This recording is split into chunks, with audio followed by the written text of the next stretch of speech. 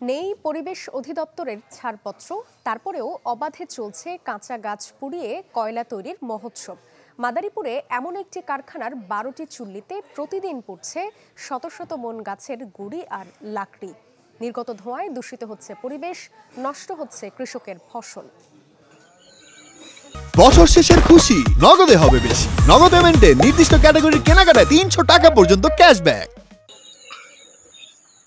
মাটি আর ইটের তৈরি বিশাল চুল্লিতে পোড়ানো হচ্ছে গাছের গুঁড়ি।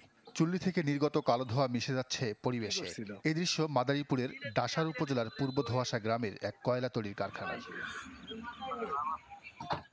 12টি চুল্লির প্রতিটিতে 200 মণ শুকনো কাঠ আর লাকড়ি পোড়ানো হয় প্রতিদিন। গাছ পুড়িয়ে কয়লা তৈরির এই কাজ করছেন আক্কাস সর্দার নামের এক ব্যক্তি। তার ম্যানেজারের দাবি, শীঘ্রই মিলবে পরিবেশ অধিদপ্তরের ছাড়পত্র। এরা আসবে, আইসা তদন্ত করবে, ইনকোয়ারি করবে, যদি ভালো মনে করে তাহলে তো এরা অনুমতি দিবে আর কি।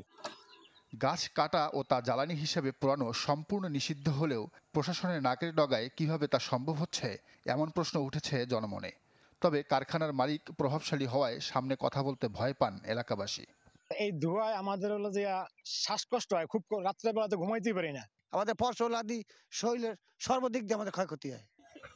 কালো ধোঁয়ায় পরিবেশের পাশাপাশি ফসলেরও ক্ষতি হচ্ছে বলে জানান কৃষি কর্মকর্তা।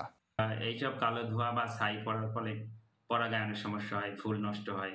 আর উন্মুক্ত স্থানে গাছ পুড়িয়ে কয়লা তৈরি, এক্ষেত্রেও যদি ওই পরিবেশ সম্মত বিধিবিধান না মানা হয়, সেক্ষেত্রেও পরিবেশের ক্ষতি হয়। জরিমানা করা হলেও কৌশলে কারখানাটি চালানো হচ্ছে বলে দাবি জেলা প্রশাসনের। আমরা তাদেরকে এটা বন্ধ রাখতে বলেছি এবং যদি আবার তারা এটি চালু করার চেষ্টা করে তাহলে আমরা কিন্তু আবারও তাদের এই বিষয়গুলো আমরা বন্ধ করে দেব। পরিবেশ রক্ষায় দ্রুত কারখানাটি বন্ধের দাবি পরিবেশবিদদের। Desk report, channel 24।